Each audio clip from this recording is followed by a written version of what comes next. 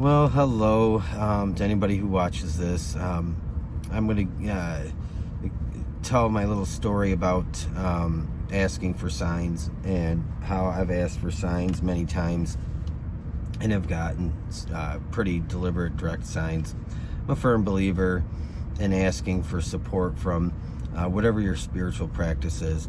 I'm not going to preach any one belief here. I'm not going to preach any one religion or anything at all. So it doesn't matter where you're coming from. I think that to me it's important to understand that no matter who we are, where we come from, we are supported by the unseen. And so that is my little disclaimer here. And I'll give a little quick backstory. Back in March 2020 this year, I just decided to start reading tarot on YouTube. I've read tarot for years. And I did it just as a method to just channel some energy, keep myself busy. Things were a little crazy in the beginning of the year with the shutdowns, and things just kind of were out of control. So it just helped me kill some time, But I come from a background where I've had a lot of really difficult circumstances, more so than probably a lot, but probably not quite as bad as others. I mean, we all come from different backgrounds, different experiences, and we all have a different jar of stuff, okay, that we carry around. So, I do think that it's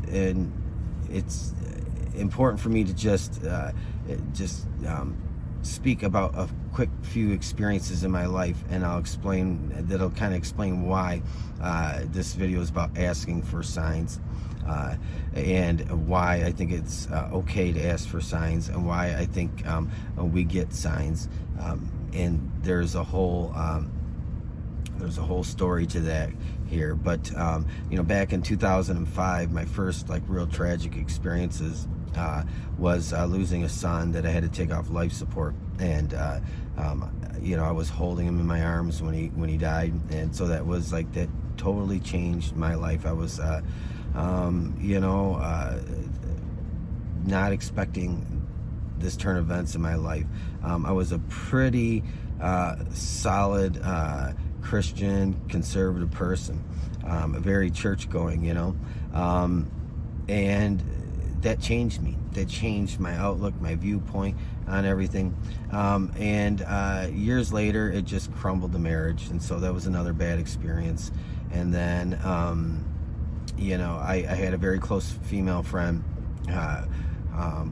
who was taking a nap on my couch, and I was taking a nap on the other side of this couch, and I wake up from nap and look, and she had passed away in her sleep on the couch. It was the most traumatic thing, I think, second to my son passing away, that I ever experienced. And so but as I moved along through life, I got remarried after my place burned down. I had a big fire, and I in a not very sound mind had ran off with my girlfriend, and we just somehow got married, and we probably never should have been married. And we had a son, and we had a very tragic ending to our marriage, where she wasn't always the most stable person, and I had some issues, unresolved grief and other issues in my life that I was still dealing with and still denying, not processing. And so things went really bad one night, and when I was trying to leave the house, and she somehow got injured by my vehicle, and it was this big disputed thing. I had no idea, I had no idea that she was going to pop out of nowhere. So I had to fight a jury trial and criminal charges. I had an epic divorce. I had lawsuit after lawsuit pile on me, and I found myself in the darkest place in my life. I was disconnected from my son. I was cut out of his life. I was ordered to pay exorbitant amounts of money, almost to the degree that it was impossible to survive for a number of years. And so that's kind of where the darkness really set in my life, and I had to really start leaning in on a newfound sound spiritual belief system, not a religious belief system, but a spiritual belief system, knowing that there's something more, something greater, something bigger out there that does want me to succeed, and it does want me to overcome. And so through that, there were a number of times where I was just going through all the aftermath of this with my ex, and it was really hard to have faith and believe that I was going to be restored to a relationship with my son. But I kept the faith, and I always just prayed, and I always would ask for signs, and I would get little signs. But one night I was particularly in a really bad way, just feeling really, really low. And I was laying in my bed, and I have had two work phones, one on-call phone and another on-call phone, right? And I was on call for both jobs because I was having to really hustle to make a living. And so I just said, I want a sign. I want a sign from you, God, that you care about my relationship with my son. And I want you to show me, to help me have faith and keep hoping and believing that that's going to happen. And I said very specifically, I want my main job, I want that work phone to ring, and I want to get a call, and I want you to just show me after midnight that somebody will call, and I'll need to go out and do some work. And I really just wanted to get out and do something because I just couldn't sleep. And I was just very specific about which phone I wanted the call from, where I was going to go. That's just kind of how I did it. And so as I laid there, I started falling asleep a little bit, and then I heard my other phone ring, and I thought, oh, okay. And I didn't even think that I was praying and asking for the sign. I totally forgot about it. I get up and answer it, and it's a call. It's way, way out. It's like an hour and 20-minute drive from where I live. And my boss had called me because he gets the calls too, and he said, you don't have to go on that. We haven't done anything for them in years, but if you want to, go ahead. So I said, no, I'll take it. And so I get the address, and I'm driving out there, and I had kind of remembered that I asked, hey, to get a call to go out. And I was like, that could just be coincidence, although I don't get a lot of after hours calls with that job, very rarely. But I thought, it could be a coincidence. If it was meant to be, then show me. And so as I was approaching the address, it didn't dawn on me, but the address of the facility I was going to deal with a gas leak was on Orion Road. And Orion is spelled the same way as my son's middle name, Orion. And it didn't dawn on me until I saw the street sign, and there it was. It was Orion Road.